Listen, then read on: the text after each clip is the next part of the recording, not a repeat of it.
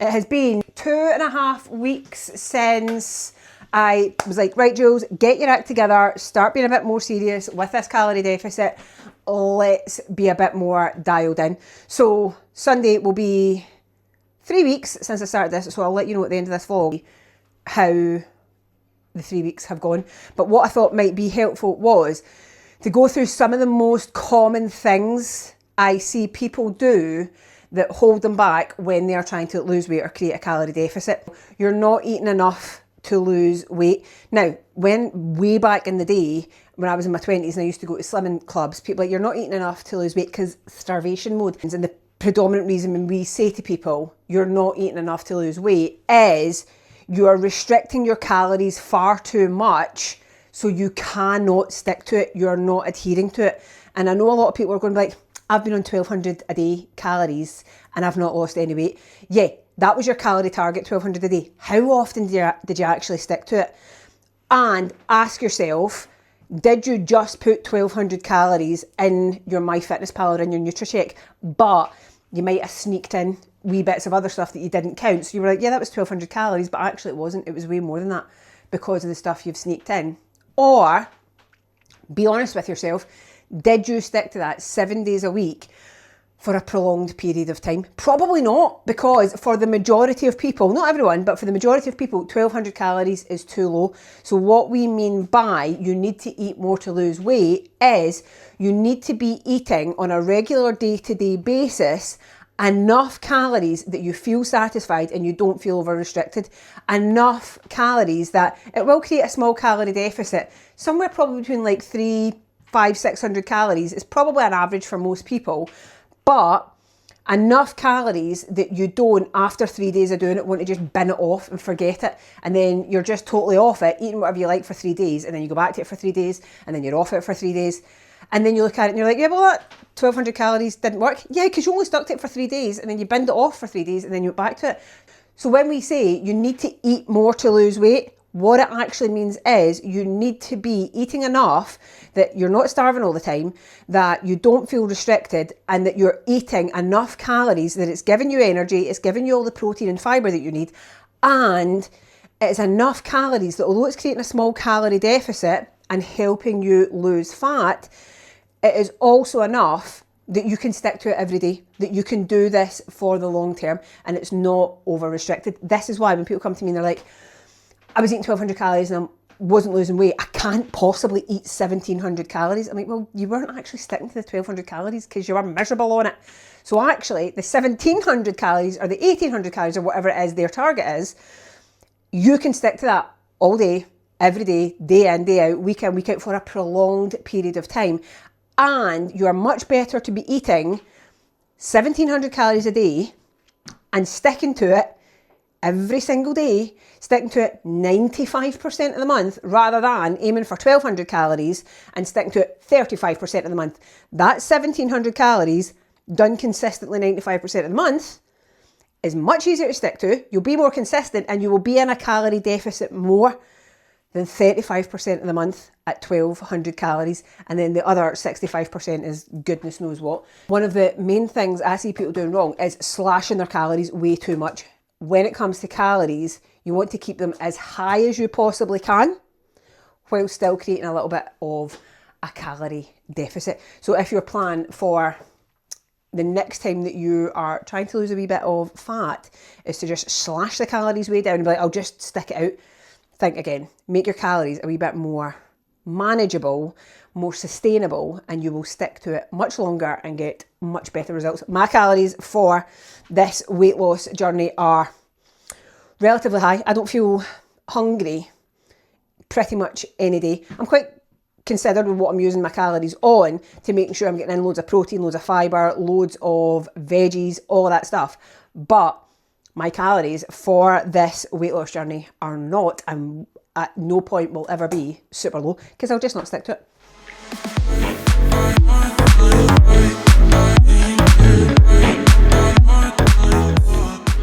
I am just out the gym. Went to the gym 11 o'clock on a Thursday morning. This is what I call rich life. So when I'm talking about rich life, I don't mean money, I don't mean the revenue that you earn, I don't mean rich as in money. I mean rich as in enjoying your day to day. So today was a top Pilates on Zoom at 7 o'clock. Then we had our AFM mastermind at 10. Gym at 11 in the middle of the day. Brilliant. I'm going to take the dog out and then I've got a call with a coach at 1 o'clock. What a day. What a work day. This is my real job and I get to go to the gym at 11 o'clock on a Thursday morning in the middle of it. To me, that is living my rich life. I'm enjoying my whole day. What things can you add in to your day that you're like, oh, is this my real life? That's how you build your rich life, is building in little tasks. It's not a brand new car, it's not a bigger house, it's not the big things. Rich life comes from the wee things, the little things that you appreciate, like getting to go to the gym at 11 o'clock on a Thursday morning. That looks like such a pathetic snack now that I look at it, but it's so good. It's Jacob's crackers and 2 wee blocks of cheese from Lidl cut up. Kind of looks pathetic now actually, but it's amazing. So I'm just back from the gym and I'm about to film a 10-minute yoga for our app. And something that occurred to me today, this has been now almost 3 weeks since I have started on this weight loss, get back together, taking it more seriously journey. And today is the first day that I've actually felt any different. It's the first day that my clothes have felt any different. It is the first day after being in a calorie deficit for most of these days. I'll check tomorrow on the app exactly how many days I have been in my zone for calories and my calorie deficit. Today, almost 3 weeks later, is the first day that I've actually felt that I'm getting somewhere with it. And this is one of the biggest mistakes that people make, is the scale's not moving after a week. They don't feel any different after a week. They keep weighing themselves and 10 days later, they're like, oh, this isn't working. This hasn't changed at all. The big thing, the big lesson from today that I want people to take away from this, and one of the biggest mistakes that people make, is only giving it a week and then being like, this isn't working. Scales haven't changed. Clothes don't fit any different. This is useless, right? I'm going to try something else. And they bin it off after a week. Constantly jumping between different diets, programs, coaches, constantly changing what you're doing and never giving it enough time to work is one of the biggest hurdles people have got when it comes to weight loss. And actually this applies to most things. Try it for 6 weeks. Actually do it for 6 weeks, not 3 days of the week, for 6 weeks. Do the thing that you want to do, whether it be weight loss, fitness, running, building your business, posting it on social media, whatever the thing is that you are trying to get better at and you want to be more effective at and you want to get results from. Do it for 6 weeks. Actually do it consistently, not perfectly. Actually do it consistently for 6 weeks and then see how it goes. Because today is the first day that I have actually felt any different in my clothes at all. The first day I've felt leaner. And I have been Mrs. Consistency for the last 3 weeks. I've not been perfect, but I have been top end of the zone consistent for the last 3 weeks. And today's the first day I felt any different. So if I had it 2 weeks in, been like, oh, this isn't working, and gave up, where would that have got me? And then tried something else for 2 weeks and be like, oh, this isn't working, and gave that up as well. So if you are starting something new, no matter what it is, give it a good 6 weeks of consistency before you decide, oh, I'm not getting anywhere with this. Dig in, do the work, stick to the plan. And remember, you just need to stick to your plans consistently, not perfectly. Stick to your plans 90% of the time. And this is why all of our targets work in zones, because you need a bit of flexibility. You need days that you can be pushing it and days that you can be more relaxed with it. So when you're setting yourself targets for anything, whether it be posted on social media, whether it be calories, whether it be steps, whether it be workouts, don't just set your target at what the perfect level is and then accept nothing less. What is your optimal, perfect level, and what's the bare minimum? Stay between that bare minimum and the perfect. You'll feel like you're getting more done. You will be more consistent. But absolutely, if you're on a weight loss journey, if you're trying to build your business, no matter what it is you're trying to do, create a plan. Stick to the plan for 6 weeks, 8 weeks. See, I'm increasing this time already. But stick to the plan for a decent amount of time before you decide it's not working. Right, I'm about to film some yoga. I've come up to Tesco's in like the retail park near us. It is the Sunday before Christmas. Am I okay? As I was driving in here, I'm like, there's like 2 spaces left in this whole place, but we're parked, we're good. I drove here and I was buzzing, Taylor Swift on. I love driving, right? I love it.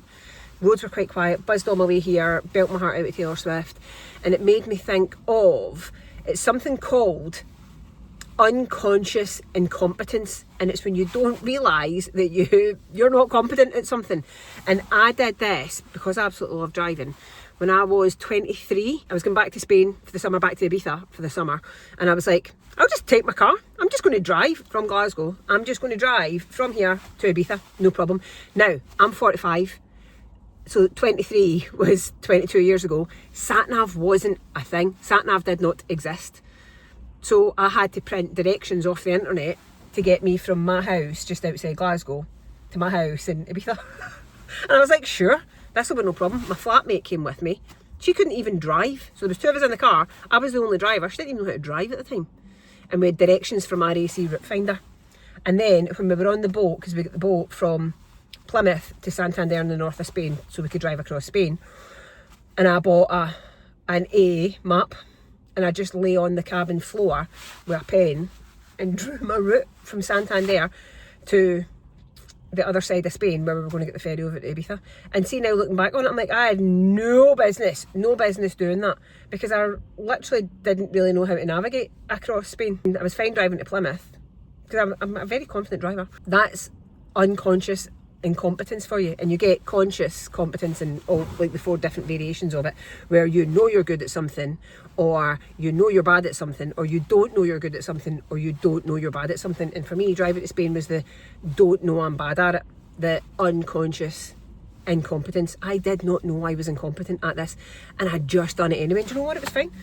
We got there. I mean, I put my car in the car park and didn't drive for about a week after I got there because I was so sick of looking at it. But I got there. If something is holding you back from your goals next year because you're like, I don't know how to do it properly, and I don't know if I'm good at it. And a lot of the time with people with their own businesses, this is where they struggle, because they're like, I'm not good enough at it yet. I've not got the confidence. Other people are better than me. Do you know what?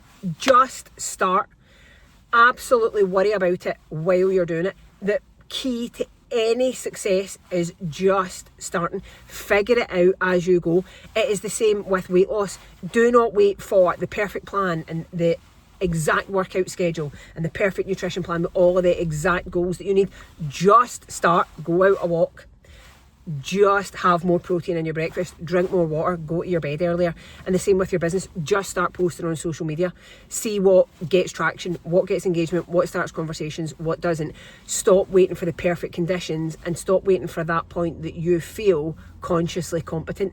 Because I'm going to let you in a wee secret. You will never feel, until many years down the road, consciously competent, especially when it comes to business building.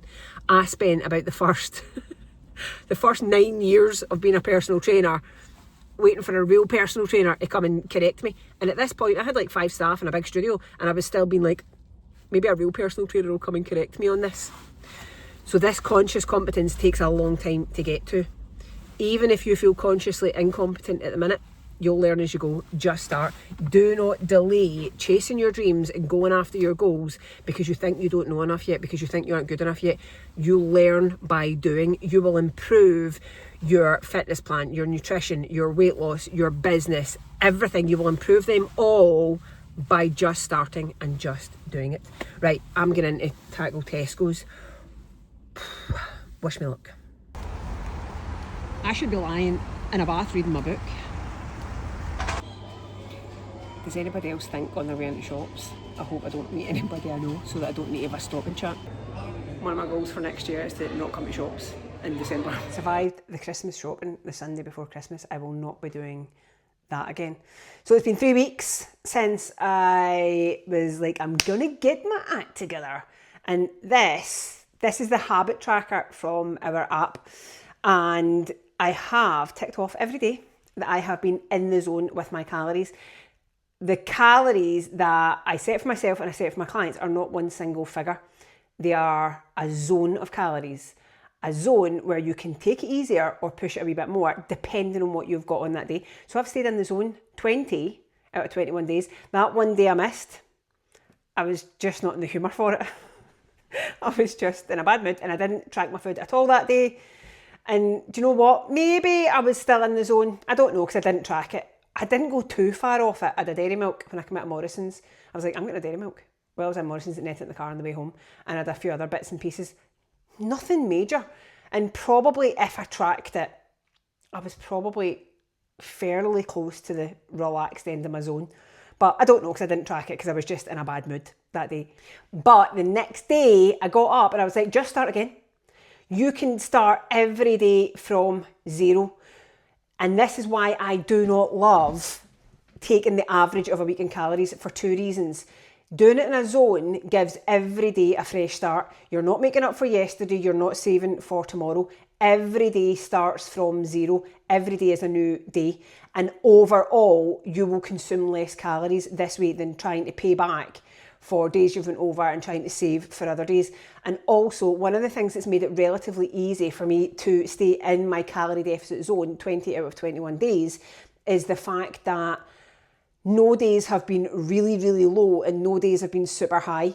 So there's been movement and flexibility in my calories. I've not ate the same amount of calories every day, but I've also not strayed too far from a midpoint. So some days have maybe been 10% higher than the day before, some days have been 8% lower than the day before, but I have stayed in that range. And this is why zone targets work so well, because you can stay flexible in that day and just start the next day from zero. I also went out for dinner one of these days and had mac and cheese. Always my go-to when I go out. And the mac and cheese day was one of the days that was in fact tracked. I was just at the higher end of my zone. My calorie deficit for that day was teeny tiny because I had mac and cheese because, well, mac and cheese is life. With zone targets, you can still go out for meals, you can still enjoy yourself, you can still go for lunches, go for dinners with the families, have a scone with your pal when you go for coffee. This gives you much more flexibility than either A, single calorie targets, or B, averaging over the week. When people average calories over the week, they will have days that they are way up in calories, and then they're like, oh, I've got to really pull it back 3 or 4 of these other days to bring my average back down, and it creates too much peak and trough in your calories. Whereas with zone calories, because you've got the pushing it into the zone and you've got the chilled end of the zone, your calories, although they will fluctuate, will stay much more consistent, and actually not having huge big days and tiny wee days with your calories, having days that are just kind of in the middle all the time, make it way easier to stick to your calories. So if you're starting a fat loss journey anytime soon, I would encourage you more into tracking your calories in a zone, pushing it into the zone and a relaxed end of the zone, rather than averaging over the week. None of my members, and I certainly don't, have to pay back for what I did or what I ate or what I consumed yesterday, and I don't have to save for tomorrow. Start every day from zero. So I'm glad that 3 weeks ago I just gave my head a wobble, even though it was the 1st of December, even though it was nearly Christmas. I'm like, give your head a wobble, Jules. And I did, and I feel so much better for it. And now I'm going into January feeling dramatically better. So now I'm going to go and get on with all of my Christmas present wrapping. Hope you all have a fabulous Christmas, and I will speak to you very soon.